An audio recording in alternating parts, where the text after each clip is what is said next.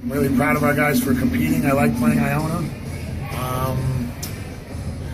Cluse and I like old school in that we score. Old school used to be walking the ball up and playing Princeton set. I'm not against Princeton, but Tim Cluse and I have turned into old schools by wanting to score 90 points.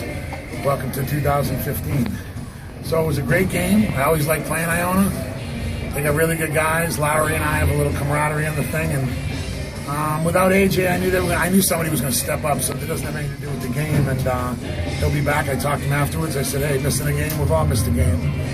So it was a great game. It was a very entertaining game, for our league to be on ESPNU. I want to thank the commissioner for picking us, because I know we've had sort of an up-and-down season, and that says a lot that they picked us to come down here. And I thought it was a really good game, and we competed, and we're getting better. We got better at Manhattan in a loss. We came back and beat Wright, and we got better tonight.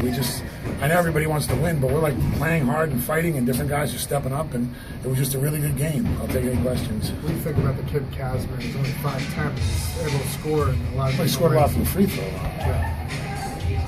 But he scored in other ways. He scored a lot from the free throw. Yeah.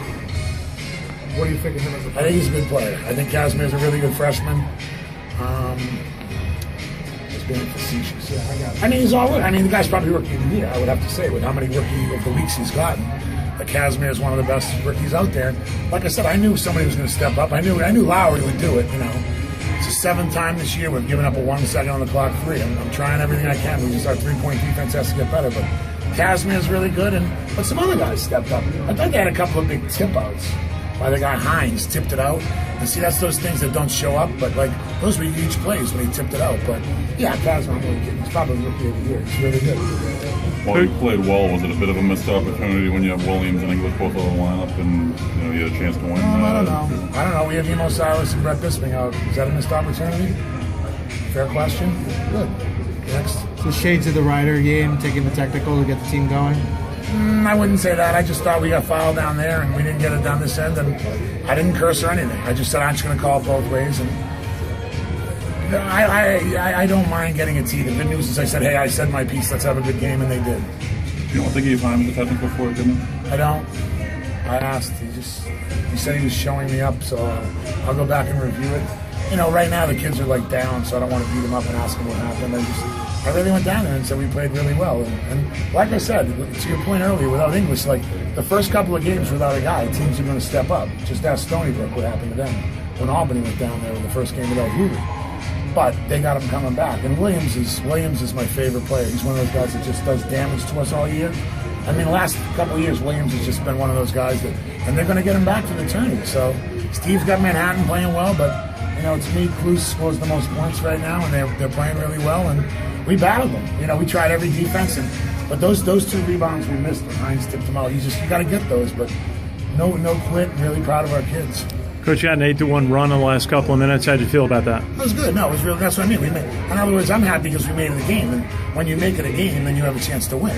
I just thought we had a chance to win it, and that's all you can ask for. And then Marquis goes up down 3, and I didn't think that was a foul, to be honest with you. He went there, and Lowry's player of the year gets blocked, and we cut it to 1, we call timeout, and anything happens, and we're work in progress, we're work in progress, but no quitting. Jimmy Page, I thought Jimmy Page played really well. We had a freshman play really well who's only been playing. In other words, he wasn't playing because we had other guys, and now we have injuries. So Page got a chance to play, and since he's had a chance to play, he's been really good. How tough a matchup was Lowry, particularly when he's making threes the way he was? Yeah, I think he's, him and English are probably the 2 best. I see those stats. They're the 2 best 1-2 punch in the country, and they're really good. I like Lowry. I think he has got a chance to play at the next level because he does so many things. He makes little basic plays. We try to box him for 3 minutes. The first 2 minutes we had him off guard. Then all of a sudden he caught it, pinpoint laser pass for a 3, pinpoint laser pass for a guy that got fouled. And I said, that's the end of that. He's figured us out, and it's not going to work. So I give him a lot of credit for that. Were you upset with the clock operator late? No. I was just going up to put the time back on the clock. I shook his hand afterward. I was just making sure the time got back on. I like everyone in the MAC, and I've been around a long time. And I said I'm not upset at all. I just want the time back on. This is one of those things where you gotta show the players that you're competing for, but they don't know. I know all these people by our gymnasium. I'm just kidding, but all these guys at Iona are great people. I've had a long run here, and I have nothing but respect for them. And I went right up to him afterwards and said, I'm just making sure we got a couple of seconds back because we needed them. Go ahead, Poole and Marquis.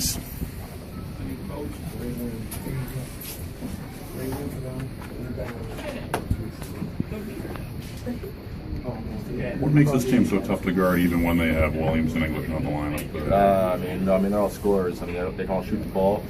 When you got a preseason player of the year making moves, you kind of got to help in on D, and then they just hit those threes, and that's what they do best. So it's tough.